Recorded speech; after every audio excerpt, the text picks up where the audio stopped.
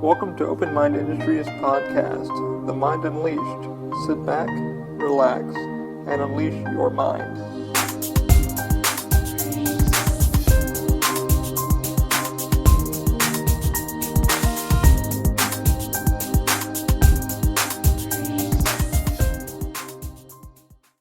Hey guys, welcome to The Mind Unleashed, episode 22, I believe, of The Mind Unleashed. Thank you for tuning in. Thanks for joining us.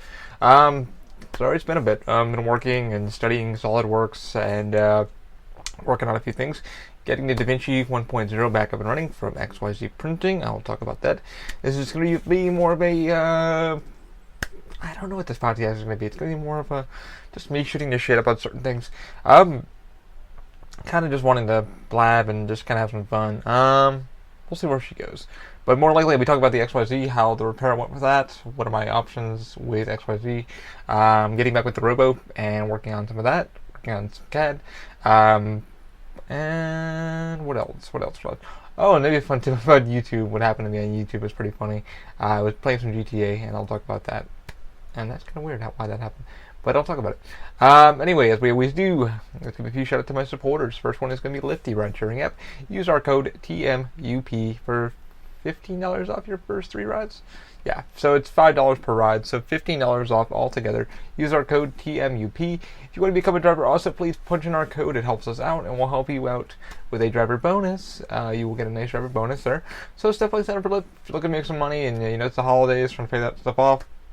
And I wish you guys all the best. Also, please check out Dine Art Studios. Dine Art Studios is based here in Orlando, Florida also.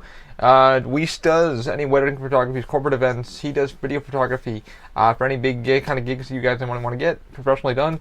Use our code OMI. You'll get 5% off when you book with him. He's offering some pretty nice packages, but when you book with him, use OMI, and he should give you 5% off when you book your next project with him. Also, check out Daniel Weisenberg. Daniel Weisenberg runs Dine Art Studios here in Orlando, Florida also.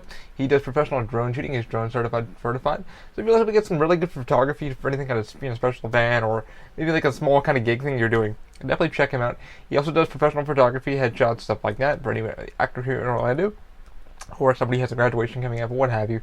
Use our code OMI and you'll get 5% off when you book your next project with him.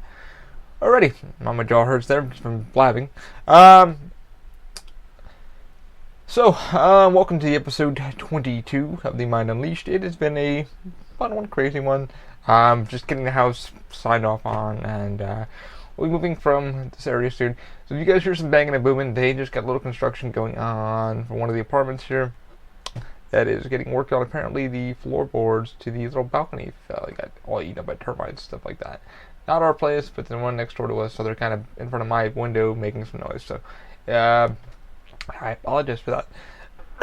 Anyway, what's going on this week? Well, the DaVinci 1.0 is finally up and running. DaVinci XYZ Printing really helped me out. Jen, the shout out to her over at customer support, did help me out. What happened is the J9 or J4, it's a little fuse that blew again, which controls the extruder, and it's a little fuse. Now, what my idea is the second board I've had it due to. I had to rewire the extruder to get that back in. So literally, they're like, "Hey, send us your results. So try all these tips and tricks." So I did. I literally used the multimeter that's sitting above me. You'll probably see that in the video. Use the multimeter, check that out. It should be reading about, I want to say 12 volts, guys. So if anybody's having this issue with it, definitely check that first. Check your wiring harness, stuff like that. The DaVinci 1.0, my gripe with it is it's a good printer. A bit oversized for what it is. It's DRM, but there is a way to get around that. There's a flash chip for the chips. And DaVinci knows we're using them. The XYZ knows we're using them. For anybody who's really using them, we can't keep spending $20, $30 on their filament. It's garbage. You're getting worse results with their filament.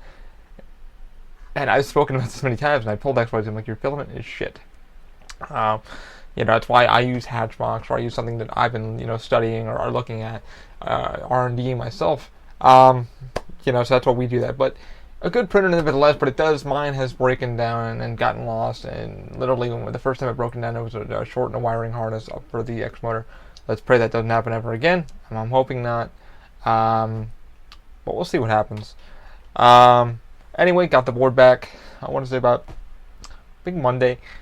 Didn't think it was gonna be an all-day fucking job. Well, it was. I literally got the board in, started putting all the wires back in, which is pretty much plug and play. You plug everything back in. A simplistic board, a very big board. Just the way she's designed, she's an Arduino and stuff like that. Not like the the ramp board from Robo. It's a little bit smaller, However, it does get hot, and I ended up sticking a cooler fan underneath that. And I gotta get a bigger cooler fan to cool down the motherboard on that, because that one doesn't like to get hot either.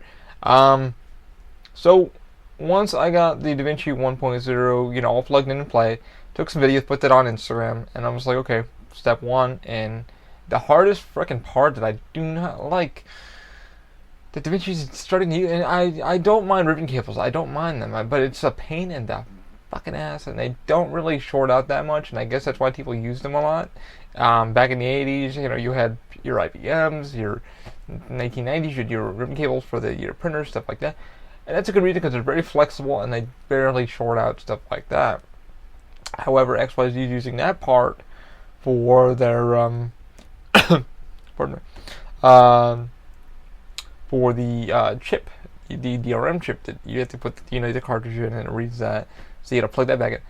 It took me like fucking 5 minutes just to get in. It hurt like hell. There's no room for you to sneak your fingers in and drop that cable right in. And I'm like, okay, now that that's finally in, let me light the board up to see if everything functions. Everything functioned, lights turned on, everything, fan kicked in, everything vroom, kicked in. I said, shit, man, let me spin this baby back around and let's see if she heats up. So, went to go do that. Fucking nothing. It idled at about 23C. And I'm like, oh boy. Oh shit. So, what were my options? So pretty much what I did, I was like, alright, let me make sure everything's connected back there really good. So I checked that. Everything was good. Knowing the board's been repaired, I'm like, okay, that can't be the issue anymore. Then I had a thought. I felt the cable of where I wired my, when I first had this issue, what I did is I snipped the cables and ran a new connector and stuff like that, checked that. Over time, apparently, when I put that together, sorry, don't know why I have the cough for some reason. Over time, I pretty much, I wired that up, put them together. I knew there had to be maybe a short there or something like that, or just something like that. So I checked that real quick, and I ran my blower. I have a heat gun that I ran underneath that, and I just checked the thermistor. The thermistor, everything functioned fine. Ran that. I was like, okay, well, the thermistor's working, the board's reading the heat, stuff like that. We're already at like 80 C, so something's definitely up. The minute I said, all right, pardon me for the coughing fit for some reason.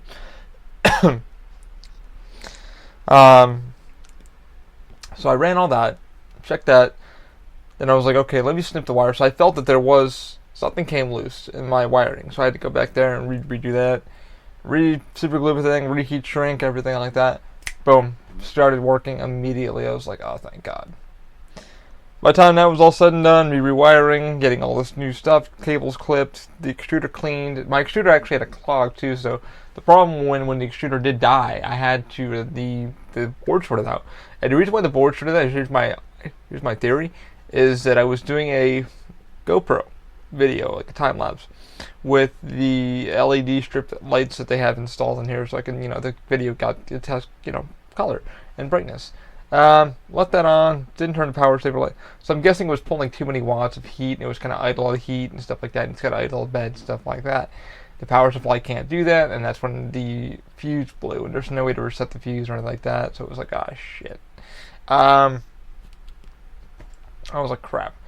Anyway, so I won't be doing that anymore. I'm probably going to get some external lighting to put in there so I can do some, GoPro video for you guys, stuff like that.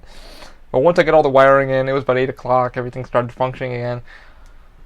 I started printing something I wanted to print, and the bed was kind of out of sync, but I kind of leveled her in, and then kind of, So let me show you what I printed with the first time. And this is my own. I didn't design the triangle. I did not design this. This is on Thingiverse. Oh, someone's at the door. Didn't design the triangle. Some gentleman designed it. I retook out his text though, because the text that he had originally was garbage. But you can find this file on Thingiverse under his file. It's going to be Cyberdyne Systems. And I pretty much put in a new plate, name, text, everything like that. And you can see how it came out. So the printer, you know, it was running fine. It just that the bed was not level enough, and you can see right back here it wasn't level enough. So this is ABS plastic. It's got a little bit of glue on there. So the next day I got up, went to bed, checked everything out. I'm like, shit. Sorry for my coughing for some reason. It's a tickle in my throat. So anyway, got up, checked everything, and I was like, oh shit, alright. How do I level the bed again? Leveling the DaVinci 1.0 bed is a fucking pain in the ass. I love it because you can just Robo, I kind of hate it because now it's automated, and I'm like, oh crap, I need to make sure my rods are even. So when the thing hits, when everything, you know, harness, everything, you know, goes down, and the thing goes down, everything matches up, everything's hitting the right switches, stuff like that.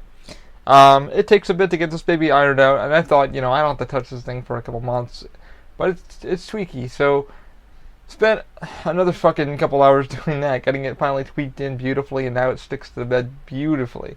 And the best way to do that is going to be, as Charles Huckabee, I'll put a video link to the description if you have the 1.0 or whatever. Most people don't have the DaVinci 1.0. I mean, most people don't. But what you do is you let the printer run.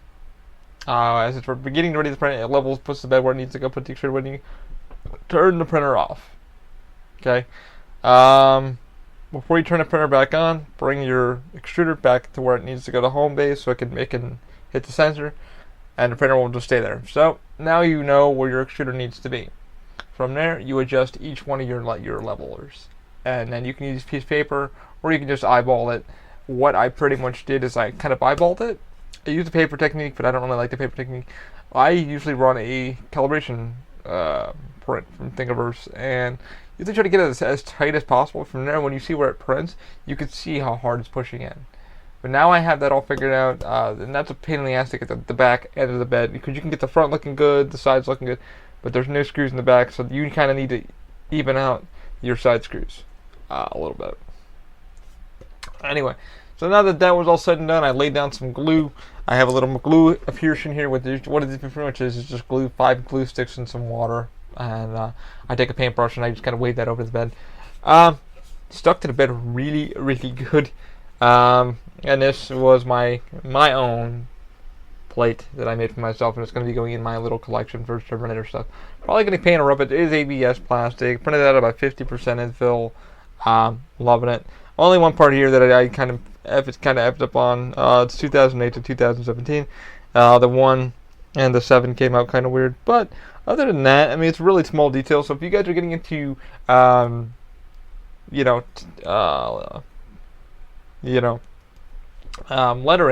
make sure you reuse them up a little bit. Make sure you don't make them small either. The smaller your print, it's going to be the shittier it's going to come out. You got to remember, your printer, even if it's running at the lowest fucking setting, is not going to like that. I keep telling people that when I started getting into text, because people are like, you can need a keychain. I'm like, okay.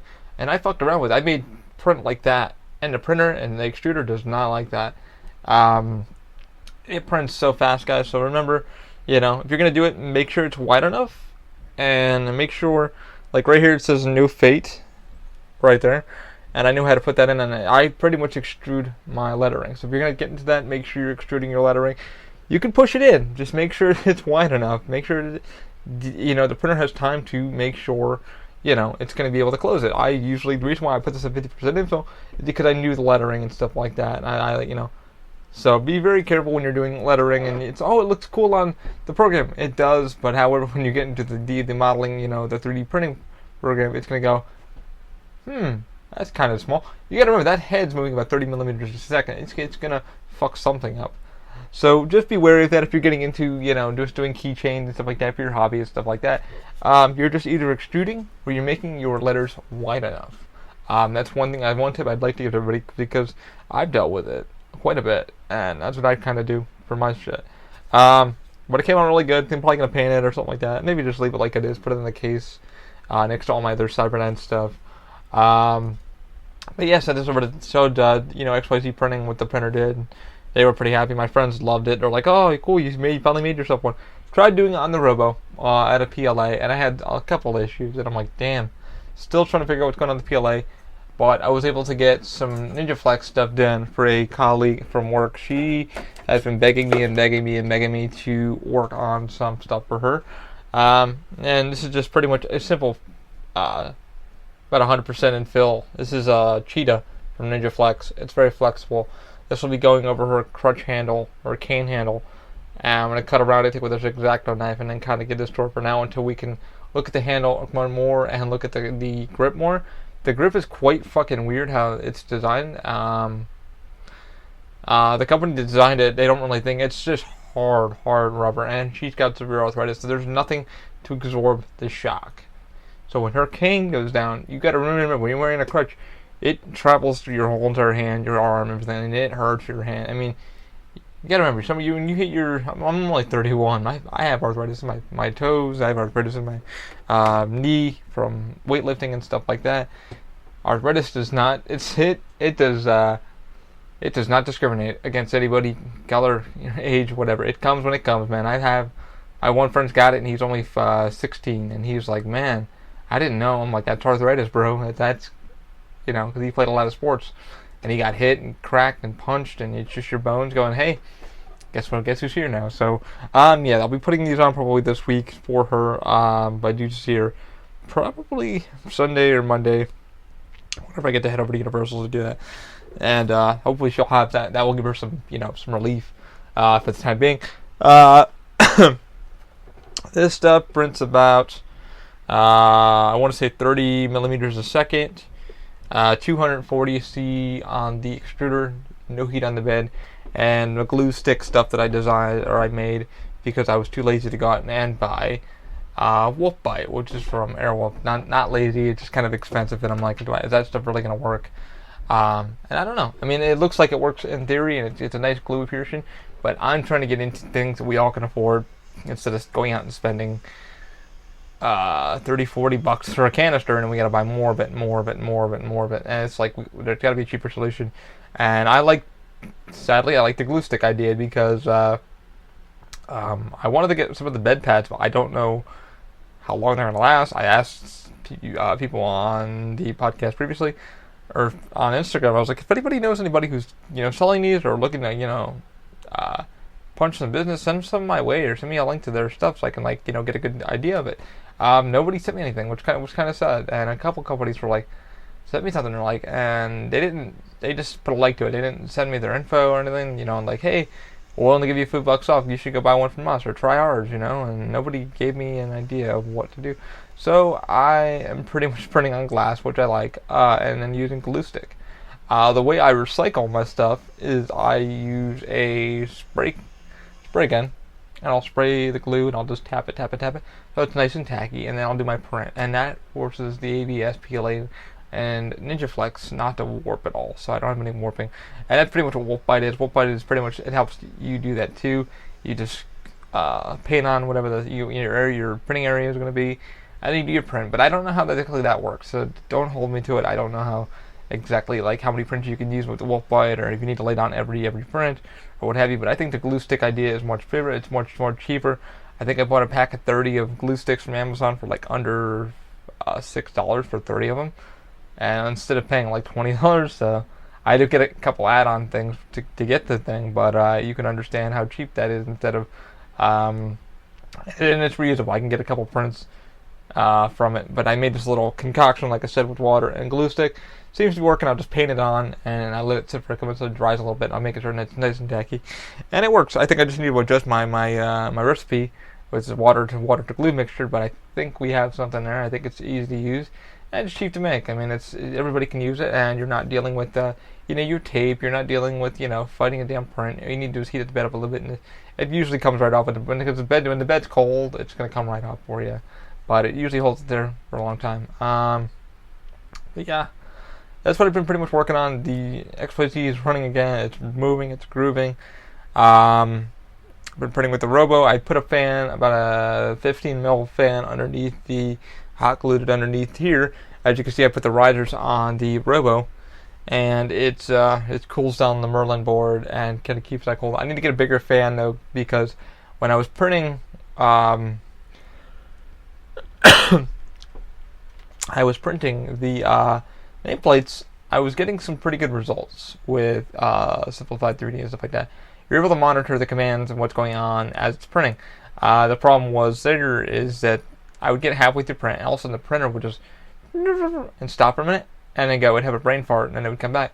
And I went underneath it, I'm like, why is it? Oh, the Merlin board's a little hot. It's working a little bit too hard. I turned the bed off and stuff like that, thinking it would save some juice, but they just really didn't design. And this is the Robo. They really didn't design a good cooling system for it. It's a great, like I said, it's not worth the $700 that I paid for it. Not at all. And I'm not gonna fucking. That's what I paid for this bad boy from Robo, and I'm still pissed that I paid that much. This printer right here isn't only worth to me about $500. I mean, I love that you can mod it. That's the one thing that Robo has really done well, is you're able to mod this printer to what you need, and that's my soapbox for that. It's just the fucking Robo was overpriced, but way overpriced. Mold injection, most of it, but quality, I gotta say, quality parts, I haven't had a fucking thing that went wrong with this thing yet. The only problem is I just, I had to take off the bottom of it. My buddy Alan Lincoln, he said, hey, go with Robo. They're probably one of the best, besides MakerBot and, your XYZ, because you love your XYZ. Well, XYZ is good for, it's good for point and click. It really is. I haven't modded it, and that's what I told XYZ in the email that I sent them I'm going to be reviewing their shit again. But I was like, be nice to me, guys. I haven't modded your shit. And I've been with you guys since day one when you fucking pretty much first launched I bought your first laser scanner that barely. I'm still trying to learn how it works. I wish you get. But now XYZ is going into the bigger market, so now they're going into manufacturing market, bigger printer. I guess the biggest one I have now is $60,000, and it's for like industrial stuff like that. So they're like, yay! So I'm happy with XYZ. They're really developing. The problem with XYZ is I wish they would fucking stick with the printer, build it, design it, build it, R&D the fuck out of it, and make sure they're doing. Robo kind of sat there and did the same thing. They kind of like they brought back these bad boys now. They brought back the R1s because they're like, oh shit, no one's buying the new printers now, and that's true. I've seen it on Instagram. Hey, our printers are coming back. The old daddies are coming back. You're gonna love them, and everybody's like, yeah, we like them. We don't. The thing is, nobody wants to spend all that fucking money on the new printer because it's like that one's like $1,100. It's got a touchscreen. It's got this motherfucker. You can add a touchscreen. You can add your fucking stuff like that if you want it. The problem with these companies is they're getting more expensive. And I like where they're going with it, but it's like you need to think about your consumers. Think about who built you. But these are now going for about $500, brand new. I think on Amazon, eBay, all that shit. On Robo, I think it's like $5.99 or $4.99 or some shit. These are going for Black Friday. Everybody's like, Black Friday deals, go ahead. And don't forget, XYZ sent me the same thing the other day because I wrote them the thing back, and they're like, don't forget our Black Friday. I'm like, dude, I can barely afford to do what I'm doing now. So, like I said, yeah, if you're going to get into it, maybe go with a pro version. I still use the 1.0 just for fast prototyping, and then I'm able to take it over to the Robo to do specialty filaments, PLA, stuff like that, Ninja Flex, carbon, fiber, stuff like that. But yeah, I just be careful what you guys buy, and that's what we're here for. That's what OpenMind's here for. So I'm here to R&D this shit. I could care less what these companies are yelling at me about right now. It's like, I think about us, because the 1.0, well priced. What I hate about it is it's the bedside stuff like that. My repairs I've had to put into it. The Robo, like I said, overpriced when I bought it, but now it's well priced at like the $5.99. I think they were just trying to make a little bit more funds back, which I don't deny them, but it's like, dude, price it to where everybody can afford it, to where it's reasonably priced. The $700 deal, $800 deal that I paid for it plus shipping and shit was like, what the fuck? I don't even know. But I gotta say, the Robo has not broken on me yet. Knock on fucking wood. I literally keep it clean. I oil my rods. I gun oil on your rods too, so if you guys are going out. Remember, it is a machine, so definitely even on your XYZ or on any of your printers, make sure you're using REM oil or gun oil. So gun oil, machinist oil. Don't use goopy stuff. Use liquid, and get that on your rods every few prints. It keeps the rods nice and lubricated. Remember, it's moving back and forth on its stuff, so make sure it's taken care of. Treat it right, and she'll treat you right. Like I said, the robot I was able to tear down and stuff like that. And it allows modifications. I gotta say that I love that the robot allows modifications to where you need to do. Like I said, I put the V6 on there immediately once I got it, and it was a bitch to wire that all in and then take out the other extruder. Kind of glad I did though, because it's direct drive now, and it takes any kind of filament that I have, and I made a couple notches in it, and I love it. So that's pretty much my 3D gripe for the week and what's been going on with me. Studying SolidWorks, checking out some really, really good tutorials on how to do some stuff and learning some new stuff. So I'm really grateful to that, learning it and loving it. And then I got into some video game stuff. Let's see where we're at. Ooh, about 30-minute mark. So, video game news. I went to go play some Grand Theft Auto this week, and I got banned on, not banned, but copyright infringed on. They wouldn't post the video. They're like, "Hey, you copyright stuff." I'm like, "Wait, what?" I was like, "I put all the information you needed." So pretty much what I put, because I'm trying to start OpenMind Gaming, and I wanted to game a little bit and have some fun and just kind of do my own stream thing. It's not on OpenMind's anything yet, but we're going to be doing OpenMind Gaming soon, because I want to just kind of meet some new players and have fun and just kind of find a place where people can talk about cheats, codes, and just fun games that they want to talk about. Just a gamer community in general that just open-minded, laid back, people that are just, having fun ideas, just a fun group of players. I'm trying to find a group for anybody who can just join in and be like, "Hey man, I'm here just to stop in, say hello, how are you?" No bitching, no griping, just have fun. All around players, people just enjoy gaming, and that's not enough said. But YouTube sent me a copyright infringement email. Said, "Hey, we're not going to post your video for these reasons." So pretty much what I put GTA 5 rating M. So rating, I told everybody, if you're gonna log in the video, it's rated M. That's the age.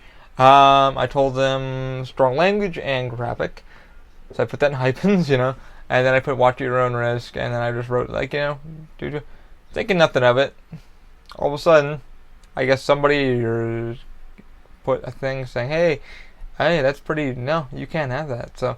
That video didn't go up, so I don't know how to make it more clean, but that's going to be my gameplay videos. If you guys see some OpenMind Gaming stuff, that's what I'll be putting in. If I find that it's a little bit too much for some, I'm going to put some warnings on there for you, because I want to be as upfront as possible. I want you to know it's going to be strong language, it's going to be strong, it's explicit, what have you. But I don't know how that was thing, because I have other videos on my own page that are pretty graphic, but I'm just like, how did that not get banned? So I'm just trying to go up front and say, hey, if I post videos, they're going to be up front, strong language, be warned. It's up to you to watch it. If you don't want to watch it, don't watch it. But for me to have some fun and just enjoy and talk with other gamers and meet other people who are just down for OpenMind Gaming and just have fun and stuff like that. Alright, I'm going to sign off in just a moment here. For anything OpenMind, guys, tune into OpenMindIndustries.com. Also, if you're looking to support the podcast in any way, use our Amazon links. They'll be in the podcast. Our Amazon affiliate links. If you guys buy anything, it will direct you to something. And if you buy something through our link, it will kick me back a little bit of change, and it will help Amazon help me out, keep the podcast going. And I would highly, highly appreciate it. I would like to keep this moving and grooving. I would much appreciate that. Use our Lyft link, or talk to Daniel or Weiss, and I'll hook you up. And if you want to donate to our Patreon at all, feel free. I tried putting a 25-cent, dropping it down to 25 cents per for the editing and stuff like that. It wouldn't let me. So what the fuck is up with that? I have no idea. Also, I'm looking for someone to design a intro for the videos. If anybody's willing to do it, I'm willing to pay a little bit, and we're probably gonna go on Fiverr or something like that. If any artist is looking to get their name out there, looking to get a little bit of free advertisement, I'll be happy to do that for you, or just hit me up and openmindindustries@gmail.com. Sorry I just turned into a ramble. Like I said, I didn't know what this podcast was going to be. I just wanted to kind of talk about the DaVinci being back up and running, my thoughts on Black Friday, what's coming up, stuff like that. But as you guys always do, thanks for tuning in. Soon I'll be having on Moby Lee. I'm looking forward to talking with him when he's probably done with Hornet. We just got to set up a time and date. Ben Patton, I'm going to be talking with him. He just got doing a TED Talk for his kind of company. He's been building apps for these kind of things. We've been co-workers for quite a while and friends, and I'm kind of looking forward to talking with him about what he's been up to and working on. And also Maurice Hughes, who does Hope of the Future. Big Terminator 2 fan, and we're going to kind of talk about Terminator, what it meant to him and myself, why he's so obsessed with it and stuff like that.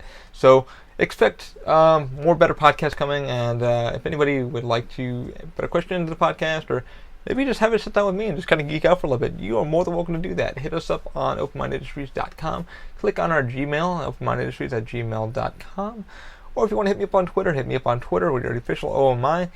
And all of our links are on our page. Like I said, if you want to donate to Patreon, feel free at the official OMI. And then, use our Amazon affiliate link or click on any of our links. That would definitely help us out, kick us some change back. I thank you guys every week for tuning in, and I'm hoping to add some more stuff to the channel. It's taking some time. I'm by myself, usually doing all this. Mike's just got back from New York. He was doing a business trip with the company that he's working for, his day job. John's been busy with some stuff, his day job, and me working over at Universal, my day job. So we're looking to get some stuff done, and I'm really excited to studying some SolidWorks, trying to get back into 3D CAD and learning all this harder stuff. So I just want to thank everybody from the bottom of my heart, and I want to wish you guys a happy and healthy week. I will talk to you next week. Hopefully we'll have on Moby. I'll set up a time and date with him, and we'll sit down and have a geek out moment, because looking forward to sitting down with him and talking about Hornets. How was it for him? What was it like?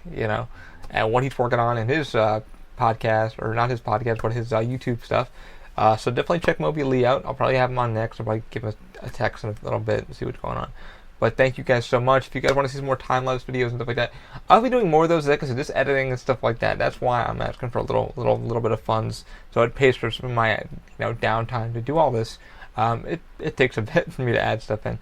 Like I said, if anybody's looking to get their name out there, if you are a digital designer, you do vector, or you do like graphics and stuff like that, hit me up. I'd like to definitely talk with you. Maybe we can work out a deal for some funds or whatever, pay you for your work. We can give you some free advertisement. That'd be wonderful. But as always, guys, thanks for tuning in. I'm sorry for my coughing. I have no idea what that's coming from. It's just scratching my throat. Pardon me. As always, guys, thanks for tuning in, and keep an open mind. Have an awesome week.